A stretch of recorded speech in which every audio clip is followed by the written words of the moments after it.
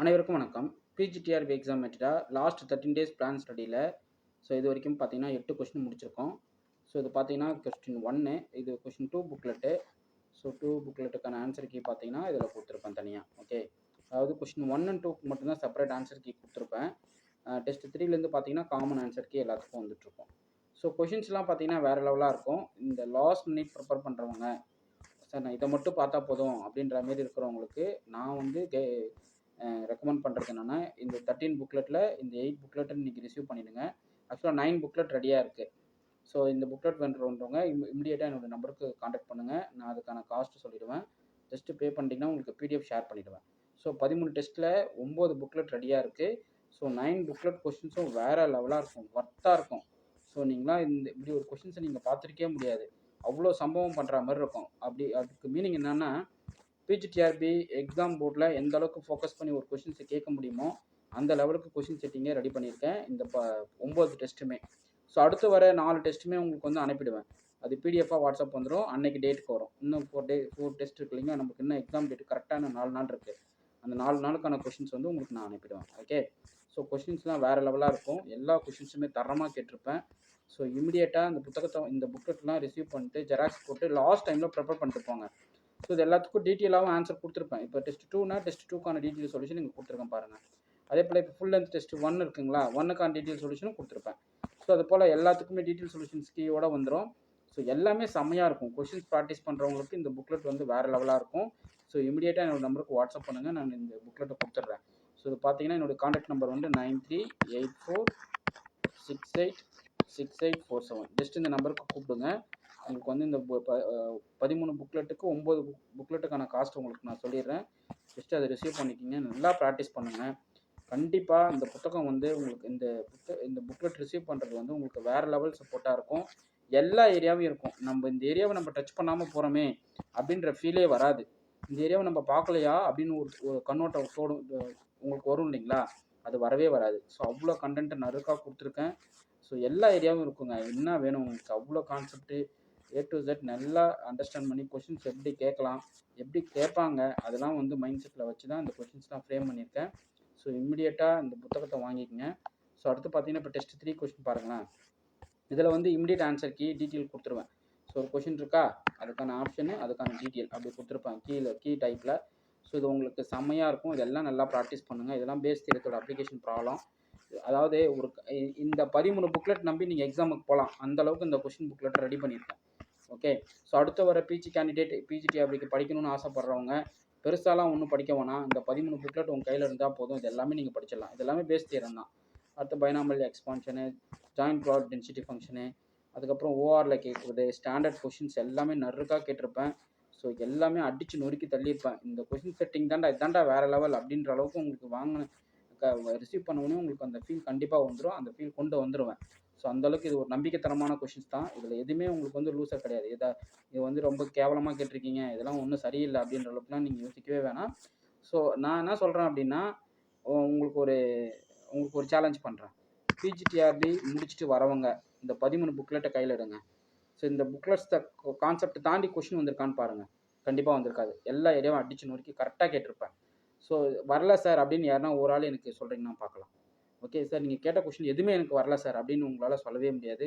அவ்வளோ ஏரியாவை அழகாக நூக்கன் கார்னர் நோட் பண்ணி பக்காவாக கொடுத்துருக்கேன். PGTRB online class test batch போகிறதுல எனக்கு எவ்வளோ இயர்ஸ் எக்ஸ்பீரியன்ஸ் இருக்குன்னா 4 இயர்ஸ் எக்ஸ்பீரியன்ஸ் இருக்குது. ஓகே, எப்படி கொடுக்கலாம், அதுக்கு முன்னாடி ப்ரீவியஸ் இயர் டீட்டெயில் சொல்யூஷன்லாம் சால்வ் பண்ணியிருக்கேன். அது ஒரு எக்ஸ்பீரியன்ஸ் எனக்கு. அப்போது எனக்கு ஒரு 5 இயர்ஸ் கிட்ட என்ன ஆயிருக்கு, இந்த பிஜிடிஆர்பி எக்ஸாமில் கொஷின் ப்ரிப்பரிங் செட்டிங்கில் என்ன பண்ணியிருக்கேன், 5 இயர்ஸ் டெஸ்ட் பேட்ச் கொடுத்து அந்த ப்ரிப்பரேஷன் மைண்ட் செட்டில் நான் உட்காந்து ஒர்க் அவுட் பண்ணியிருக்கேன். அதனால் உங்களுக்கு இது வந்து சாதாரணமாக இருக்காது. ரிசீவ் பண்ணி பாருங்கள். ஆனால் இது எல்லாமே நீங்கள் புரிஞ்சுக்கிட்டு போகணும், அதுதான் முக்கியம். இதுக்கான டைம் ஸ்பேஸ் என்ன தெரியுமா பண்ணணும், இருக்கிற நீங்கள் புக்கு ரிசீவ் இருக்கிற அடுத்த 5 நாளைக்கு இதையே ஒர்க் அவுட் பண்ணிகிட்டே இருக்கணும். அப்போ எவ்வளோ நேரம் படிக்கணும்னா, பகல் டே டைம் ஃபுல்லாக நீங்கள் படிச்சிடணும். எவ்வளோ நேரத்துலேருந்து சார் எவ்வளோ நேரத்துக்குள்ளே படித்தா படிக்க முடியும் சார், மார்னிங் 6 AM எழுந்திருக்கிறீங்க, இந்த புக்லெட்டை ரிசீவ் பண்ணுறீங்க, எடுத்து ஒன்று படிக்கிறீங்க, 6 PMக்கு கம்ப்ளீட் பண்ணிவிட்டு அப்படியே அன்றைக்கி படித்த கான்செப்டை அப்படியே மண்டக்குள்ளே ஓட்டுறீங்க. இதுதான் ஐடியா. ஓகே, என்னது 6 AMக்கு எழுந்து இந்த புக்கை ஓப்பன் பண்ணணும், அடுத்து 6 பிஎம்முக்கு நீங்கள் அதை வந்து கம்ப்ளீட் பண்ணணும். கம்ப்ளீட் பண்ணிட்டு நீங்கள் தூங்குறச்ச உங்கள் கனவுல இந்த கொஷின்ஸ் தான் வரணும். ஓகே, நீங்கள் தூங்கும் போது கனவுல என்ன வரணும் சொல்லுங்கள் பார்ப்போம். இந்த புக்லெட் இன்னைக்கு நம்ம படித்தது எல்லாம் ஓடுதா மண்டக்குள்ள அப்படின்னு உங்களுக்கு வரும். ஓகே, ஸோ அது நீங்கள் வந்து கண்டிப்பாக உங்களுக்கு தோணும். அது எல்லாமே கண்டிப்பாக வரும். ஓகே, ஸோ அடுத்தடுத்து நான் டெஸ்ட் பேட்ச் கொடுத்துட்டு வரேன். அந்த டெஸ்ட் பேட்ச் எல்லாம் நீங்கள் ஜாயின் பண்ணிக்கலாம். என்னென்ன test batch? UG TRB test batch கொடுக்குறேன். அதுக்கப்புறம் காலேஜ் டிஆர்பி டெஸ்ட் பேட்ச் கொடுக்குறேன். College TRB. சரி, நீ காலேஜ் டிஆர்பி டெஸ்ட் பேட்ச் கொடுக்குறேன்ற நீ என்ன பிடிங்கிருக்க அப்படின்னு உங்களுக்கு தோணும் இல்லையா? சொல்கிறேன் பாருங்கள். 4 times CSR net clear. Okay, 1 time JRF clear. அது இல்லாமல் இந்த கொஷின்ஸ் எடுக்கிறது எனக்கு ஒரு நல்ல எக்ஸ்பீரியன்ஸ் இருக்குது. ஸோ அப்படின்னும் போது என்னால் கணிக்க முடியும் இதுதான் அப்படின்றது என்னால் கணிக்க முடியும். ஓகே, ஸோ நீங்கள் காலேஜ் டிஆர்பி டிஸ்கிரிப்டிவ் அட்டன் பண்ணுங்கள். என்னுடைய ஒர்த் என்னன்னு தெரியும். காலேஜ் டிஆர்பி டிஸ்கிரிப்டிவ் புக்லெட்டுக்குள்ளே ஒரு புக்லெட் ரெடி பண்ணியிருக்கேன். 1500 ருபீஸு. ஸோ அந்த 1500 ருபீஸ் அந்த புக்லெட்டு நீங்கள் என்ன பண்ணிக்கலாம், மொத்தம் 200 ப்ராப்ளம்ஸ் இருக்கும் அந்த புக்லெட்டில். இந்த புக்லெட்டை ரிசீவ் பண்ணுங்கள். செம்மையாக இருக்கும். அந்த புக்லெட் கொஷின்ஸே தரமாக கேட்டிருப்பேன். அவ்வளோ கண்டென்ட் நொறுக்கி தள்ளியிருப்பேன். ஸோ டிஸ்கிரிப்டிவ் இந்த புக்லெட் மட்டுமானா கிடையாது, டெஸ்ட் பேட்சும் கொடுப்பேன். அப்படியே உங்களுக்கு அப்படியே எடுத்து ஊட்டி விட்ற மாதிரி இருக்கும் கொஷின்ஸு. அந்த டீட்டெயில் கொடுக்குறது கான்செப்ட்டு செம்மையாக கொடுத்துருப்பேன். ஸோ அதெல்லாம் நீங்கள் பண்ணுங்கள். இப்போ டிஎன் செட்டு கிளியர் பண்ணவங்க இது வரைக்கும் என்னுடைய டெஸ்ட் பேட்சில் ஜாயின் பண்ணவங்க மொத்தமாக 35 பேர். எனக்கு தெரிஞ்சு இந்த 35 பேரும் பாஸ் பண்ணியிருப்பாங்க. நான் அடித்து சொல்லுவேன். இதில் லேட்டராக இன்ஃபார்ம் பண்ணுறீங்க. 11 பேர் வரைக்கும் கேண்டிடேட்டை ரிசீவ் பண்ணியிருக்கேன். செட்டு கிளியர் பண்ணியிருக்கேன் அப்படின்ட்டு 11 பேரை ரிசீவ் பண்ணி வச்சுருக்கேன். அப்போது ரிமைனிங் எனக்கு எவ்வளோ தேவை? இன்னும் பாருங்கள், எவ்வளோ கேண்டிடேட் பாருங்கள். 4 இங்கே 2, இன்னும் 24 கேண்டிடேட் வந்து டீட்டெயில்ஸ் அவங்க எனக்கு கொடுக்கல. அவங்க ஏன் கொடுக்கலன்னு எனக்கு தெரியல. கண்டிப்பாக கொடுப்பாங்க. அவங்க கண்டிப்பாக கொடுப்பாங்க. பாருங்கள், இந்த காலேஜ் டிஆர்பி டெஸ்ட் பேட்சுக்குள்ளே வரும்போது அவங்கள கண்டிப்பாக கொண்டு வருவேன். ஸோ நிறைய பேரை நான் உருவாக்க போகிறேன். ஸோ அதுதான் என்னுடைய எய்மே. ஸோ வேறு லெவல் சம்பவம் பண்ண போகிறோம். ஸோ நம்ம இது வந்து செட்டுக்கான கொஷின்ஸ் டிஆர்பி டெஸ்ட் 3க்கான கொஷின் புக்லெட்டு 13 புக்லெட்டில் பிஜிடிஆர்பி முடிக்கிறேன். அதுதான் பிளான். பிஜிடிஆர்பினாலே வெறும் 13 புக்லெட்டில் முடிக்கிறேன். தாண்டி கொஷின்ஸ் கேட்டாலும் ஒன்றும் பிரச்சனை கிடையாது. இந்த கான்செப்ட் தாண்டி கொஷின்ஸ் வராது. ஓகே, அடுத்து பார்த்தீங்கன்னா டெஸ்ட் பேட்ச் 4. டெஸ்ட் 4ல் பாருங்கள் எப்படி கேட்டிருக்கேன் பாருங்கள். கொஷின்ஸு சும்மா தரமாக இருக்கும். எந்த ஏரியாவையும் மிஸ் ஆகாதுங்க. நீங்கள் நல்லா கான்செப்ட் புரிஞ்சுக்கிட்டு படிச்சிங்கன்னா மேத்தமெட்டிக்ஸை வந்து அசால்ட்டு பண்ணிடுவீங்க. எல்லாமே தெரிஞ்சிச்சுலாம் எனக்கு மேக்ஸில் அப்படின்ற ஒரு ஃபீல் உங்களுக்கு கண்டிப்பாக வரும். அந்த ஃபீல் உங்களுக்கு நான் கொடுத்துருவேன். அந்த டெஸ்ட் கொஷின்ஸ் எல்லாம் புரிஞ்சுக்கிட்டு சால்வ் பண்ணணும். ஓகே, புரிஞ்சுக்கிட்டு விதவிதமாக நீங்கள் சால்வ் பண்ணிங்கன்னா ஐடியாஸ் நிறையா கொட்டி கிடக்குங்க. இதில் இருக்காது எதுவுமே கிடையாது. ஸோ இதாண்டா மெட்டீரியல், எனக்கு இது மட்டும் போதுண்டா அப்படின்னு தோணும். அந்த அளவுக்கு கொஷின் செட்டிங்கை ரெடி பண்ணியிருப்பேன். இது மட்டும் கிடையாது, யூஜி டிஆர்பியை அடிச்சு நொறுக்கின்னு வரேன். So UG TRB test batch எழுதுறவங்க பதறாதீங்க. யூஜி டிஆர்பியில் மொத்தம் 120 டெஸ்ட் இல்லைங்களா? ஸோ 120 டெஸ்ட்டில் ஒரு சில டெஸ்ட் நான் 60 கொஷின்ஸ் கேட்பேன். நீங்கள் என்ன கேட்டிருக்கீங்கன்னா, ஒரு சிலவங்க சார் கொஷின் குறைஞ்சிக்கிட்டே வருதா சார் அப்படின்னு இருக்கீங்க. ஒன்றும் இல்லை, இந்த பிஜிடிஆர்பி டெஸ்ட் பேட்ச் கொடுக்குறதுல கொஞ்சம் ஷெடியூலில் கொஞ்சம் டைட்டாக இருக்கேன். இதை முடிச்சுட்டு ஆனால் அந்த கொஷின்ஸ் மிஸ் ஆகாது. அந்த 120 டெஸ்ட்டில் உங்களுக்கு அடிச்சு நொறுக்கி சப்ஜெக்டை மொத்தத்தையும் அப்படியே வேறு லெவலாக கொண்டு போக போகிறேன். எக்ஸாம் ஹாலில் போய் உட்காந்தோடனே நீங்கள் பார்க்காத கொஷின் அதில் இருக்காது. அப்படி இருக்கும், எல்லா கொஷினுமே இருக்கும். அதாவது நமக்கு என்ன தேவைன்னா ஒரு நினைவூட்டல் வேணும். அதாவது ஒரு நினைவூட்டல் நான் எப்படி சொல்கிறேன், அதை நம்ம பார்த்தா மாதிரினாச்சும் ஃபீல் பண்ணணும். அந்த தாட்டில் போனீங்கன்னா உங்களுக்கு அதுதான் டிக் அடிக்க தோணும். ஓகே, அதை நான் கொடுத்துருவேன். என்னோடய டெஸ்ட் பேட்சில் எல்லாத்தையும் கொடுத்துருவேன். ஸோ இப்போ நான் சார் இது வந்து நான் சிஎஸ்ஆர் எக்ஸாம் படிச்சுட்ருக்கேன், அதுக்கு பேசிக்ஸ் இந்த கொஷின்ஸ்லாம் எனக்கு ஒர்த்தாக இருக்குமா சார்? 100% 100% இந்த புக்லெட்டை வாங்கி படிங்க. ஓகே, 100 இது கூட இந்த 3000 ப்ராப்ளம் புக்லெட் போட்டிருக்கேன், அதையும் வாங்கிக்கோங்க. ஸோ இந்த 3000 ப்ராப்ளம் புக்லெட்டு ப்ளஸ் இந்த 13 புக்லெட்டை உட்காந்து ப்ராக்டிஸ் பண்ணி பாருங்களேன். அடா இங்கே இருக்கிற எல்லாமேன்ற அளவுக்கு உங்களுக்கு ஃபீல் வரும். ஏன்னா நான் ஒரு அனுபவப்பட்டிருக்குங்க. ஒரு சிஎஸ்ஆர் எக்ஸாமுக்கு நான் படிக்கிறதுக்கு அது ஒரு அட்டம்ப்டை கிளியர் பண்ண 3 வருஷம் எஃபோர்ட் போட்டேன். ஒரு அட்டம்ப்டை சிஎஸ்ஆர் கிளியர் பண்ணுறதுக்கு 3 வருஷம் எஃபோர்ட் போட்டேன். அதாவது எப்படி படிக்கணும், எப்படி தேடணும், எதை பார்க்கணுன்ற ஒரு கைடன்ஸ் இல்லாமல் அலைஞ்சு படித்தேன். அதுக்கப்புறம் அந்த வலி, அந்த பெயின் எல்லாம் ஒரு நாலேஜாக போயிட்டு என் மண்டைக்குள்ள உட்காந்துச்சு. அதுக்கப்புறம் வர ஒவ்வொரு சிஎஸ்ஆரும் அடிச்சுக்கிட்டே தான் வரேன். ஸோ நான் சாகிற வரைக்கும் சிஎஸ்ஆர் எக்ஸாம் எழுதுவேன், விடவே மாட்டேன், எழுதினே தான் இருப்பேன். ஸோ ஏன்னா அது வந்து ஏஜ் லிமிட் வந்து அன்லிமிட்டட் கொடுத்துருக்காங்க. ஸோ அதனால் நம்ம எழுதிக்கிட்டே இருக்கலாம். பட் ஜேஆர்எஃப் வந்து 35 வரைக்கும், ஓபிசி கேட்டகரிஸ்க்கு வந்து ஜேஆர்எஃப் வந்து 35 வரைக்கும் கொடுத்துருக்காங்க. ஸோ அது நம்ம என்ன பண்ணிக்கலாம், எழுதிக்கிட்டே இருக்கலாம். ஸோ இப்போதைக்கு நான் ஒரு ஜேஆர்எஃப் ரிசீவ் பண்ணியிருக்கேன், 4 நெட்டு ரிசீவ் பண்ணியிருக்கேன். அந்த சர்டிஃபிகேட்லாம் உங்களுக்கு காட்டுறேன். ஒரு கேட்டும் கிளியர் பண்ணியிருக்கேன். ஆல்ரெடி நான் கொடுத்துட்டேன்னு நினைக்கிறேன். ஒரு கேட்டும் கிளியர் பண்ணியிருக்கேன். ஸோ இன்னும் ஒரு சர்டிஃபிகேட் வெயிட்டிங் பண்ணியிருக்கேன். அதை ரிசீவ் ஆனோடனே உங்களுக்கு அந்த சர்டிஃபிகேட்ஸ்லாம் ஷோ பண்ணி காட்டுறேன். ஓகே, ஸோ அப்போது எல்லா கொஷின்ஸுமே என்னால் நறுக்காக பண்ண முடியும். எதுவுமே மிஸ் பண்ண தோணாது. அந்தளவுக்கு கொஷின் செட்டிங் வேறு லெவலாக இருக்கும். அடுத்து டெஸ்ட் 5 பாருங்களேன். டெஸ்ட் 5லாம் சும்மா மார்க்கோ இன்இக்வாலிட்டி, செபிச்சோ இன்இக்வாலிட்டி, சும்மா ஏ டு Z அடிச்சு நொடிக்க அதனோட ப்ராப்ளம் அடாடாடா ப்ராப்ளம் இப்படி தான் கேட்கணுமா, ஸோ இந்த இன்இக்வாலிட்டி இப்படி தான் நம்ம அப்ளை பண்ணணுமா அப்படின்றது நீங்கள் படிக்கும் போதே உங்களுக்கு ஃபீல் ஆகும். ஸோ அதெல்லாம் வேறு லெவலாக பண்ணுறோம். ஓகே, ஸோ இந்த டெஸ்ட் பேட்ச் ரிசீவ் பண்ணி லாஸ்ட்டு நான் 4 days நல்லா இதை மட்டும் பார்த்துட்டு போனால் போதுமா அப்படின்றவங்களுக்கு இந்த 13 புக்லெட் பிடிஎஃபாக ரிசீவ் பண்ணிக்கிங்க. அதுக்கப்புறம் நல்லபடியாக எக்ஸாம் எழுதிட்டு வாங்க. ஒரு பாசிட்டிவ் ரிசல்ட்ஸோட உங்கள் எக்ஸாமுடைய எக்ஸ்பீரியன்ஸை எனக்கு கமெண்ட் பண்ணுங்கள். ஸோ உங்களுடைய எக்ஸ்பீரியன்ஸ்லாம் எனக்கு தேவை. நம்ம டெஸ்ட் பேட்ச் போட்டது எந்த அளவுக்கு சப்போர்ட் பண்ணிச்சு, நீங்கள் எந்த அளவுக்கு படிச்சிருக்கீங்க, எந்த அளவுக்கு கொஷின்ஸை அட்டன் பண்ணீங்க அப்படின்றத நீங்கள் எனக்கு இன்ஃபார்ம் பண்ணுவீங்க. நான் ரொம்ப ஆசைப்பட்றேன். ஓகே, ஸோ அடுத்து இது பார்த்தீங்கன்னா டெஸ்ட் 8க்கான டெஸ்ட் 7க்கான புக்லெட். இது டெஸ்ட் 7 நியூமெரிக்கல் மெத்தட்ஸ் எல்லாம் வேறு லெவல் கொஷின்ஸாக இருக்கும். அதாவது இது என்னன்னா ஃபுல் சிலபஸ்ஸு 110 மேக்ஸை கவர் பண்ணி எடுத்த கொஷின் புக்லெட். ஒரு மாடல் 110 மார்க்குக்கு நீங்கள் எவ்வளோ ஸ்கோர் பண்ணுவ அப்படின்றதுக்கான கொஸ்டின் மாடல் இது. ஓகே, சும்மா சம்பவம்லாம் வேறு லெவலாக இருக்கும் கொஸ்டினில், வாங்கி பாருங்கள். ஓகே, இது வந்து இன்றைக்கி டெஸ்ட் 8 போட்டது.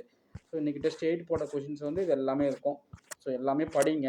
உட்காந்து சும்மா மொபைல் அப்படி ஸ்க்ரோல் பண்ணிகிட்டே இருக்கலாம், அப்படியே பார்த்துக்கிட்டே இருக்கலாம், அப்படியே அந்த நினைவுக்கு கொண்டு வந்துகிட்டே இருக்கலாம். ஆனால் படிக்கணும். கொஷினை லைன் பை லைனாக படித்து நீங்கள் தள்ளிகிட்டே இருக்கணும். ஓகே, இந்த ப்ராக்டிஸ்குள்ளே இருங்க. கண்டிப்பாக உங்களால் நல்லா ப்ராக்டிஸ் பண்ணிட்டு போகிறீங்க இந்த புக்லெட்டை அப்படின்னா கண்டிப்பாக 100 மார்க் நீங்கள் எடுப்பீங்க. நல்லா ப்ராக்டிஸ் பண்ணுறீங்க அப்படின்னா, அதாவது ப்ரெஷராக இருக்கீங்க, ஜஸ்ட்டு இப்போ எடுத்து நான் அது ப்ராக்டிஸ் பண்ணால் போதுமா அப்படின்றவங்களுக்கு கண்டிப்பாக 100 மார்க் எடுத்துடலாம். 110 கிராஸ் ஆகா சார், அடிக்கடி 110 சொன்னீங்களா சார், கண்டிப்பாக 110 எடுப்பீங்க பாருங்கள். இந்த டெஸ்ட் பேட்சில் ஜாயின் பண்ணுவாங்க. மேக்ஸ் மட்டும் எவ்வளோங்கன்னு கேட்டு நான் குரூப்பில் எல்லாத்தையும் கேட்பேன். ஸோ மேக்ஸில் நீங்கள் பண்ண ஸ்கோர் மட்டும் எனக்கு சொல்லுங்கள், வேறு எதுவும் வேணாம். அதில் 110 வந்து எத்தனை பேர் வருவாங்கன்னா 7 பேர் கண்டிப்பாக வருவாங்க. ஏன்னா டெஸ்ட் கொஷினில் அவங்க எழுதினோட பர்ஃபார்மன்ஸ் எனக்கு தெரியும். ஸோ 110 அடிப்பாங்க. ஓகே, ஸோ நல்லா ப்ராக்டிஸ் பண்ணுங்கள். அடுத்து வந்து எந்த ஒரு எக்ஸாமும் ஒரு ஹைப் ஏற்றக்கூடாது. ஐயோ அதுவா இதுவா அப்பா அதெல்லாம் வேறு லெவலாக, அதை கிளியர் பண்ணால் அவங்களாம் வேறு மாதிரி, அந்த ஹைப்பே இருக்கக்கூடாது. சாதாரணமாக ஒரு எக்ஸாமை சாதாரணமாக முடிக்கிறேன்டா அப்படின்ற ஒரு ஃபீல் வரணும். ஸோ மேத்தமெட்டிக்ஸை வந்து இதுக்கப்புறம் நம்ம சாதாரணமாக அட்டன் பண்ணணும். ஸோ நம்ம வளர தான் நம்மளை எக்ஸாமின் பண்ணுறவங்க என்ன பண்ணுவாங்க, கொஷின் செட்டிங்கில் வேறு லெவலுக்கு வேறு ஸ்டேஜுக்கு போவாங்க. அப்போ தான் நிறைய நாலேஜ் வரும், நிறைய சப்ஜெக்ட் வெளியே வரும். அப்போ தான் வந்து நிறைய மேக்ஸ் டிபார்ட்மெண்ட்டை இழுத்து மூட மாட்டாங்க. ஸோ அதுதான் உண்மை. ஓகே, ஸோ எனக்கு என்ன ஒரு ஆதங்கம் தான், நிறைய இடத்துல டிபார்ட்மெண்ட் எடுத்து மூடுறாங்க. ஸோ மேக்ஸ் தாங்க, அதாவது எப்படி சொல்கிறது, கியூன் ஆஃப் சயின்ஸுன்றது நம்ம மேத்தமெட்டிக்ஸ். ஸோ அதுவே நம்ம என்ன பண்ணுறாங்க சொல்லுங்கள், ஈத்து மூடுறாங்க அப்படின்ற நிலைமைக்கு நம்ம போயிட்டுருக்கோம். ஸோ அதை நம்ம வந்து என்ன பண்ணணும், தகர்த்தணும். அப்போது முறையான மேக்ஸ் நம்மள்ட்ட இருக்கணும். நல்லா படிக்கணும். நல்லா படிச்சுட்டு நீங்கள் செலக்ட் ஆகிறவங்க எல்லாம் உங்கள் பிள்ளைங்களுக்கு டீச் பண்ணுங்கள். நல்லா தரமாக டீச் பண்ணுங்கள். பிள்ளைங்க ஆட்டோமேட்டிக்காக ஆர்வத்தோடு வந்து மேக்ஸ் குரூப்பில் சேரணுன்றது என்னுடைய ஆசை. ஓகே, இமிடியேட்டாக இந்த டெஸ்ட் கொஷின்லாம் வாங்கி படிங்க. மொத்தம் 13 புக்லெட்டை 9 புக்லெட் ரெடி. சார் இந்த 9th புக்லெட் காட்டவே இல்லையா சார், இது 8, இது 7, இது 6, இது 5, இது 4, இது 3, இது 2, இது 1. ஓகே சார், அப்போ 9th புக்லெட் சார் நாளைக்கு டெஸ்ட்டு. ஸோ நாளைக்கு, அதாவது நாளைக்கு டேட்டுன்னு, நாளைக்கு டேட் வந்து உங்களுக்கு 7 இல்லைங்களா, 7ஆம் தேதிக்கான டெஸ்ட். அது ஆக்சுவலாக 9th புக்லெட்டு. அது நான் உங்களுக்கு வந்து ஈவினிங் போஸ்ட் பண்ணிடுவேன். ஓகே, A to Z இருக்குங்க, எல்லாமே இருக்கும். ஃபார்முலாஸு, ப்ராப்ளம்ஸு, எந்தெந்த ஏரியாவில் ப்ராப்ளம் கேட்கணும், எந்தெந்த ஏரியாவில் தேரி கேட்கணும் அப்படின்றத பிரித்து கேட்டிருக்கேன். ஓகே, ஸோ அதனால் உங்களால் என்ன பண்ண முடியாது, அதை வந்து மிஸ் பண்ணிவிட்டு வெளியே வர முடியாது. என்னுடைய டெஸ்ட் பேட்சில் குரூப்பில் இருக்கவங்க இது வரைக்குமே 315 பேர் ஜாயின் பண்ணியிருக்காங்க, குரூப்பில் இருக்கிறாங்க 315 பேர். ஸோ இந்த 315 பேர் டெஸ்ட் பேட்சில் பர்ஃபார்மன்ஸ் ஹெவியாக கொடுக்குறவங்க 100 பேர். அப்போது டெஸ்ட் பேட்ச் ரெகுலராக கொஷின்ஸ் காத்துக்கிட்டு கரெக்டாக பண்ணுறவங்க 100 பேர் இருக்காங்க. ஸோ இந்த 100 பேருமே பிஜிடிஆர்பி அடிப்பாங்க பாருங்கள். கண்டிப்பாக சொல்லுவோம், 100 பேருமே பிஜிடிஆர்பி பாஸ் பண்ண முடியும். ஓகே ஃபைன், இமீடியட்டாக அந்த புக்லெட் ரிசீவ் பண்ணிக்கிங்க. அந்த 3000 ப்ராப்ளம் புக்லெட்டை, மேக்ஸ் இப்போ தான் நான் படிக்க ஸ்டார்ட் பண்ணுறேன் டிஆர்பி எக்ஸாமுக்கு அப்படின்றவங்க இந்த 3000 புக்லெட்டை ரிசீவ் பண்ணிக்கிங்க. ஸோ தரமாக இருக்கும் அந்த புத்தகம், நீங்கள் வாங்கி பாருங்கள். ஓகே, அதில் ஒரு சில விஷயத்தெலாம் நான் இன்னும் ஆட் பண்ண போகிறேன். அது இன்னும் கொஞ்சம் இந்த எக்ஸாம் முடிஞ்சோடனே ஒரு சில ஒர்க்லாம் நான் பார்க்க போகிறேன். ஸோ அதுக்கப்புறம் யூஜிடிஆர்பி வந்து அப்ஜெக்டிவ் டைப் கொஷின்ஸ் ரெடியாக போகுது, அதுக்கும் ரெடியாக இருக்குது. டிஸ்கிரிப்டிவ் டைப்பு புக்லெட்டு காலேஜ் டிஆர்பிக்கு ரெடியாக இருக்குது. அந்த புத்தகம் வந்து செம்மையாக இருக்கும், 200 ப்ராப்ளம்ஸ் இருக்கும். அந்த புத்தகத்தை ரிசீவ் பண்ணிக்கிங்க. அதுக்கடுத்து பார்த்தீங்க அப்படின்னா யூஜிடிஆர்பிக்கு டிஸ்கிரிப்டிவ் அப்ஜெக்டிவ் டைப் கொஷின்ஸ் எக்ஸாக்டாக அந்த 3000 ப்ராப்ளம் ப்ளஸ் இன்னும் டெஸ்ட் கொஷினே போதும், வேறு எந்த அப்ஜெக்ட்டும் நீங்கள் படிக்க வேணாம். ஸோ தரமாக ரிசீவ் ஆகிடும். ஓகே, ஸோ அவ்வளோதாங்க, இதுதான் நான் சொல்லணும்னு ஆசைப்பட்டேன். ஸோ நல்லா படிங்க, எக்ஸாம் நல்லா எழுதுங்க, தேர்வில் வெற்றி பெற்று ஒரு நல்ல கைடன்ஸாக அதுக்கப்புறம் வர மாணவர்களுக்கு நீங்கள் கண்டிப்பாக உதவணும்னு என்னுடைய வாழ்த்துக்களை தெரிவிச்சுக்கிறேன். இந்த வீடியோ உங்களுக்கு பிடிச்சிருந்தா லைக் பண்ணுங்கள், கமெண்ட் பண்ணுங்கள், உங்கள் ஃப்ரெண்ட்ஸுக்கு ஷேர் பண்ணுங்கள். தேங்க்யூ.